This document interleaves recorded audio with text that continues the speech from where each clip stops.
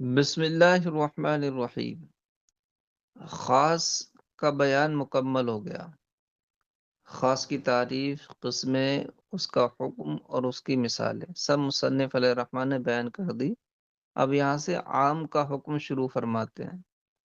وَأَمَّا الْعَامُ فَنَوْعَانِ، رہا عام تو اس کی دو قسمیں ہیں۔ عام خُصَّ عَنْهُ الْبَعْضُ، پہلی قسم وہ عام جس سے بعض افراد کی تخصیص کر دی گئی ہو، جس سے بعض افراد نکال دیے گئے ہوں۔ وَعَامٌ لَمْ يُخَصَّ عَنْهُ شَيْءٌ، اور دوسرا وہ عام جس سے کسی چیز کی تخصیص نہ کی گئی ہو، جس سے کوئی چیز نہ نکالی گئی ہو۔ ٹھیک ہے، دو قسمیں ہو گئی۔ اب اس کو تھوڑا مثال سے سمجھ لیجئے۔ جیسے ہم نے کہا وَاقْتُلُوا الْمُشْرِكِينَ كَافَّةً، تمام مشرکین کو قتل کر دو، تمام مشرکوں کو قتل کر دو۔ تو یہاں المشرکین جو ہے اس وقت ایسا عام ہے جس سے کسی فرد کی تخصیص نہیں کی گئی، کسی بھی مشرک کو حکم قتل سے نہیں نکالا گیا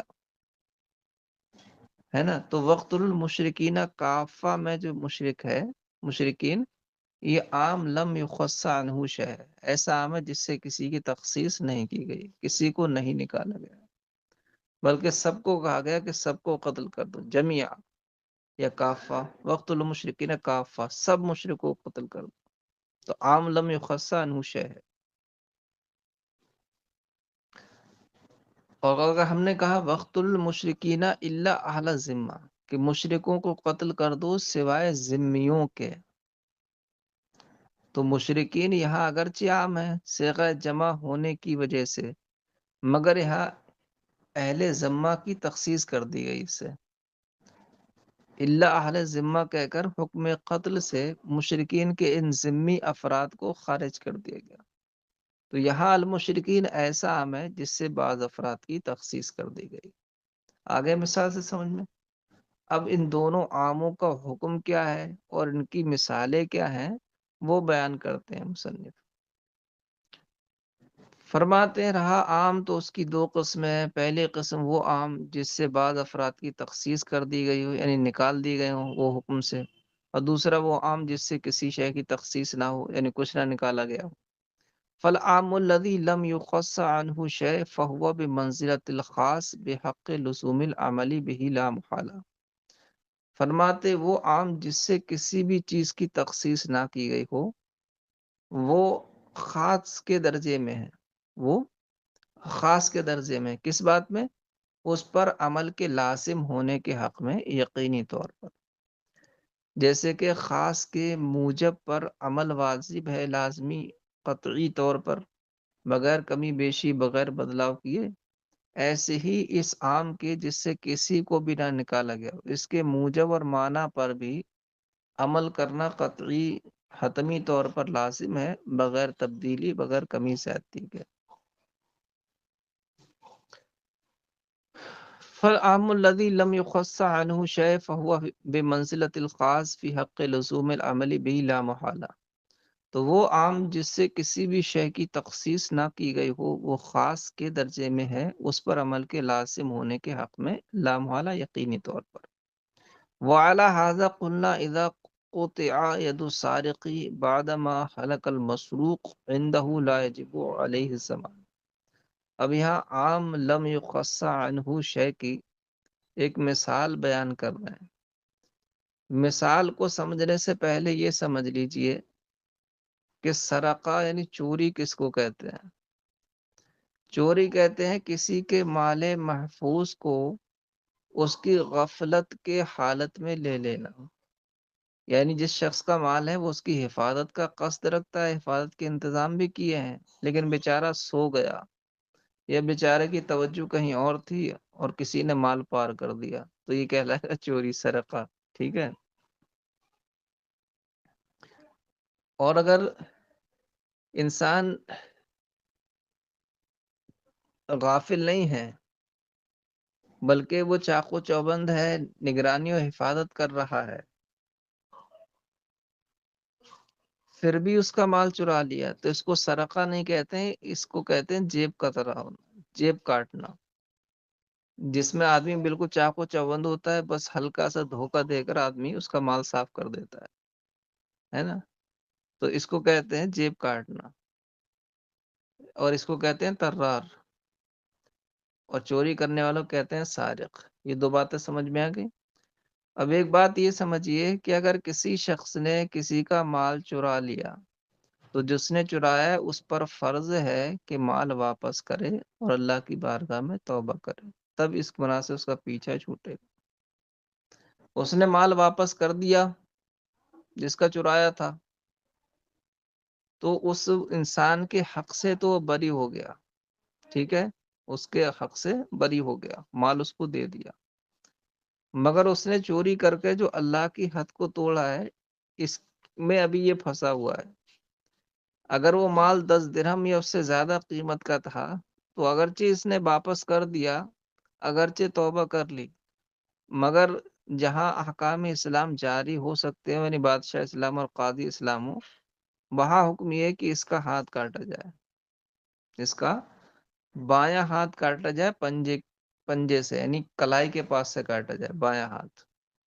تو اس نے اگرچہ مال واپس کر دیا اور جس کا حق تھا اس کو مل گیا، مگر جو اس نے اللہ کی حد کو توڑا اس کی وجہ سے اس کا ہاتھ کاٹا جائے گا، ٹھیک ہے، بایاں ہاتھ کلائی کے پاس سے۔ اور ایک بات یہ سمجھیے کہ اگر اس نے مال ہلاک کر دیا، چوری کی، فرض تھا کہ مال واپس کرے، مگر مال واپس نہیں کیا، اس نے مال کو ہلاک کر دیا، ہے نا؟ یا مال بلکہ خود بخود ہلاک ہو گیا، چرا کر لایا تھا، مال ہلاک ہو گیا۔ کیسے ہلاک ہو گیا؟ بارش میں بھیگ کر خراب ہو گیا، یا اس کے پاس سے کوئی دوسرا چرا کر لے گیا، یا اس سے کسی نے چھین لیا۔ تو ایسی صورت میں اس کا صرف ہاتھ کاٹا جائے گا، مال ہلاک ہو گیا، مال تو واپس کرے گا نہیں، تو صرف ہاتھ کاٹا جائے گا، اور ہاتھ کاٹنا ہی یہ اس کے پورے جرم کی سزا ہوگی۔ امام شافعی علیہ رحمت و رضوان فرماتے ہیں کہ اس کا ہاتھ بھی کاٹا جائے گا، اور جو مال ہلاک ہوا ہے اس کا ضمان بھی دینا اس پر واجب ہوگا، ہے نا؟ اگر اس نے خود مال ہلاک کیا ہے تو ہمارے نزدیک بھی ہاتھ بھی کٹے گا، ضمان دینا ہی واجب ہوگا، لیکن مال خود بخود ہلاک ہو گیا ہے تو ہاتھ کاٹنا ہی اس کے مکمل کام کی سزا ہو جائے گی، مال کا ضمان دینا نہیں ہوگا۔ امام شافعی فرماتے ہیں کہ ہاتھ بھی کاٹا جائے گا اور مال کا ضمان بھی اس پر واجب ہوگا، ٹھیک ہے۔ امام شافعی علیہ رحمہ کی دلیل کیا ہے؟ امام شافعی علیہ رحمہ سرقہ کے مسئلے کو غصب کے مسئلے پر قیاس کرتے ہیں، غصب کے مسئلے پر۔ وہ کہتے ہیں جیسے کہ غصب میں اگر مال ہلاک ہو جائے تو غاصب پر بہرحال ضمان واجب ہوتا ہے، اسی طرح سرقہ میں اگرچہ مال ہلاک ہو گیا، مگر سارق پر اس مال کا ضمان دینا واجب ہوگا، وہ اس مال کی قیمت ادا کرے گا اس کو جس کا وہ مال تھا۔ تو وہ سرقہ کو غصب پر قیاس کر کے یہ بات کہتے ہیں کہ صرف ہاتھ کاٹنا کافی نہیں ہے، ضمان بھی دینا ہوگا۔ ہماری دلیل کیا ہے؟ ہماری دلیل اللہ پاک کا یہ فرمان ہے کہ السارق والسارقۃ فاقطعوا ایدیہما جزاء بما کسبا، تو فرماتا ہے چور اور چورنی ان دونوں کے ہاتھ کاٹ دیے جائیں اس کے بدلے بما کسبا، جو کچھ انہوں نے کمایا، جو کچھ انہوں نے کمایا۔ یہاں پر بما کسبا، ماں جو ہے، ماں یہ ماں اس میں موصول ہے جو عموم کے لیے آتا ہے۔ آپ نے پیچھے پڑھا تھا نا، عام کی جب تعریف کی تھی کہ عام وہ لفظ ہے جو تمام افراد کو شامل ہو، چاہے لفظی طور پر جیسے مسلمون، مشرکون، صیغہ جمع، یا مانوی طور پر جیسے من اور ماں۔ تو ماں جو ہے نا، یہ لفظ جمع ہے معنی کے لحاظ سے، تو بما کسبا میں جو ماں کسبا ہے یہ لفظ عام ہے، اور اس کا عموم یہ چاہتا ہے کہ انسان نے چوری کر کے جو کچھ کمایا، یعنی جو مال کمایا اور جو گناہ کمایا، بما کسب ما کسب، جو کچھ اس نے کمایا، مال کمایا، گناہ کمایا، چوری کا جرم کمایا، اس سب کا بدلہ وہ ہاتھ کاٹنا ہو، کیونکہ اللہ پاک نے فرمایا جزاء بما کسب، ان کے ہاتھ کاٹ دو، کس کے بدلے؟ جو کچھ انہوں نے کمایا ہے اس کے بدلے۔ تو ماں تو عام ہے نا، تو اب اس میں وہ مال بھی داخل ہوگا اور اس کا وہ گناہ بھی داخل ہوگا، تو معلوم یہ ہوگا کہ دونوں کا مجموعہ، یعنی دونوں چیزوں کی جو مجموعی سزا ہے وہ ہاتھ کاٹنا ہے، اور جب دونوں چیزوں کی مجموعی سزا ہاتھ کاٹنا ہو گیا تو پھر اب الگ سے زمان واجب نہیں کیا جائے گا، ٹھیک ہے؟ بخلاف اس کے کہ اگر ہاتھ کاٹنے کے بعد بھی اس پر زمان کو واجب کریں تو سزا چور کی صرف ہاتھ کاٹنا نہیں رہ جائے گی بلکہ زمان واجب کرنا بھی ہو جائے گی، جبکہ کلمہ ماں کا سبا میں اس کا عموم تقاضا کرتا ہے کہ مال اور گناہ دونوں کی جزا ہاتھ کاٹنا ہو۔ تو اگر امام شافعی علیہ رحمہ کی قیاس کو ہم صحیح مان لیں تو چور کی سزا ہاتھ کاٹنا اور زمان دینا یہ دونوں کا مجموعہ ٹھہرے گی، اور یہ کیا ہے؟ یہ کتاب اللہ کے عام کے خلاف ہے، کیوں کتاب اللہ کا عام چاہتا ہے کہ ماں کا سبب جو کچھ چور نے کمایا ہے مال اور گناہ اس سب کا بدلہ ہاتھ کاٹنا ہے، جب اس کے ہاتھ کٹ گئے تو اب زمان واجب نہیں ہوگا۔ تو امام شافعی علیہ رحمہ کا قیاس کتاب اللہ کے عام کے مقابل آ گیا نا، اور یہ وہ عام ہے جس سے کسی فرد کی تخصیص نہیں ہے، جو بھی 10 درہم یا اس سے زیادہ کی قیمت کا مال چرانے والا چور ہے بہرحال اس کا یہ حکم ہوگا، اس سے کسی فرد کو نکالا نہیں گیا ہے کہ عورت چرا لے تو نہیں ہوگا، یا بوڑھا چرا لے تو نہیں ہوگا، یا کمزور چرا لے تو نہیں ہوگا، یا بھکاری چرا لے تو نہیں ہوگا، کسی فرد کی تخصیص نہیں کی گئی، یہ ایسا عام ہے، اور ایسا عام بتا دیا کہ وہ خاص کے درجے میں ہے، اور خاص پر بلا کمی بیشی بغیر بدلہ عمل واجب ہوتا ہے، خبر واحد یا قیاس اس کے مقابل آ جائے تو اسے چھوڑ دیا جاتا ہے۔ تو یہاں عام لم یخص عنہ شے کے مقابل میں عام کے مقابل میں امام شافعی کا قیاس ہے، لہذا ان کے قیاس کو ترک کر دیا جائے گا، اور عام سے جو ثابت ہے وہی کہا جائے گا کہ جب چور کا ہاتھ کاٹ دے گا تو زمان واجب نہیں کیا جائے گا، ٹھیک ہے؟ اب یہاں مصنف علیہ رحمہ ہم نے دعویٰ یہ کیا تھا ماں کسبہ میں ماں عام ہے، تو اب وہی ماں عام ہے، اس کے عموم پر دلیل کیا ہے؟ تو کہہ رہے ہیں اس کے عموم پر دلیل یہ ہے کہ امام محمد علیہ رحمت و رضوان نے یہ مسئلہ ذکر کیا ہے۔ امام محمد فرماتے ہیں کہ اگر مولا نے یعنی آقا نے اپنی باندی سے کہا ان کانا ما فی بطنی کا غلام فانتی حرہ، کہ اگر وہ سب کا ان کانا ما فی بطنی کی، اگر وہ جو تیرے پیٹ میں ہے وہ لڑکا ہے، فانتی حرہ تو آزاد ہے، یہ کہا مولا نے۔ اب اس باندی نے ایک بچہ جنا اور ایک بچی جنی، یعنی ایک لڑکا جنا ایک لڑکی جنی اسی حمل سے، تو امام محمد فرماتے ہیں وہ باندی آزاد نہیں ہوگی، کیونکہ مولا کے کلام میں جو انکان ماں ہے نا، ماں یہ عموم کا فائدہ کرتا ہے، جس کا مطلب یہ ہوتا ہے کہ تیرا جو حمل ہے پیٹ میں اگر یہ پورا کے پورا لڑکا ہے تو آزاد ہے، لیکن جب پیدائش ہوئی تو کیا نکلا؟ وہ پورا کے پورا حمل لڑکا نہیں نکلا بلکہ ایک لڑکا اور ایک لڑکی نکلے، تو شرط نہیں پائی گئی غلام ہونے کی، جو شرطی کہ پورا حمل لڑکا ہو وہ شرط نہیں پائے گی، اس لیے باندی آزاد نہیں ہوگی۔ اور امام محمد چونکہ لغت کے امام ہیں اور وہ اپنی اس مسئلے میں ماں کو عام مان رہے ہیں، تو اس کا مطلب یہ ہے کہ ماں موصولہ یہ عام ہوتا ہے نا، لغت عرب میں یہ عموم کا فائدہ دیتا ہے، وہی ماں کا سبا میں ہے، ٹھیک ہے بیٹا؟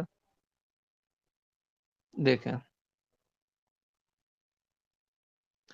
فرماتے ہیں وَعَلَى هَذَا قُلْنَا، اور اسی پر ہم نے کہا اذا قُطِعَ يَدُ السَّارِقِ، کہ جب چور کا ہاتھ کاٹ دیا گیا، بعد ما حلق المسروق، مال مسروق ہلاک ہونے کے بعد، اندہ اس کے پاس، تو لا یجب علیہ الزمان، تو اس پر زمان واجب نہیں ہوگا، کیوں؟ لأن القطع جزاء جمیع مقتصبہ السارق، اس لیے کہ ہاتھ کا کاٹنا ہی اس تمام کا بدلہ ہے جو کچھ چور نے کمایا ہے۔ تمام کا بدلہ ہاتھ کاٹنا کیوں بن گیا؟ کہنا ہے فَإِنَّ كَلِمَةَ مَا عَامَّةٌ، اس لیے کہ ماں کا سبا میں کلمہ ماں عام ہے۔ یتناول جمیع ما وجد من السارق، جو شامل ہے اس تمام چیزوں کو جو چور کی جانب سے پائی گئی، یعنی مال اور گناہ۔ وبتقدیر ایجاب الزمان، اور زمان کو واجب کرنے کی تقدیر پر یکون الجزا هو المجموع، چور کی سزا اور جزا وہ مجموعہ ٹھہرے گا، ہاتھ کاٹنے اور زمان کو واجب کرنے، ان دونوں کا مجموعہ جزا بن جائے گا، جبکہ کلمہ ماں کے خلاف ہے۔ ولا یترک العمل به بالقیاس علی الغصب، لہذا اس عام پر عمل کو ترک نہیں کیا جائے گا چوری کے مسئلے کو غصب کے مسئلے پر قیاس کر کے، جیسے کہ امام شافعی نے کیا۔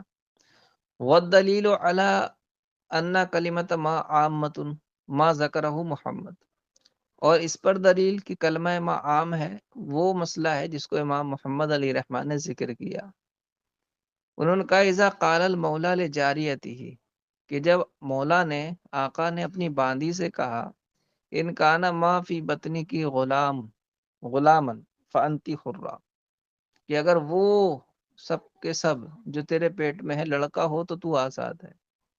فولدت غلام و جاریہ، تو اس نے ایک لڑکا اور ایک لڑکی جنی اسی حمل سے، تو لا تعتق، تو باندھی آزاد نہیں ہوگی۔ ٹھیک ہے بیٹا، باقی کل پڑھاتے ہیں انشاءاللہ تعالی، اور وہ تمرین ہم نے بھیج دی ہے، اس کو آپ بنا لیجئے۔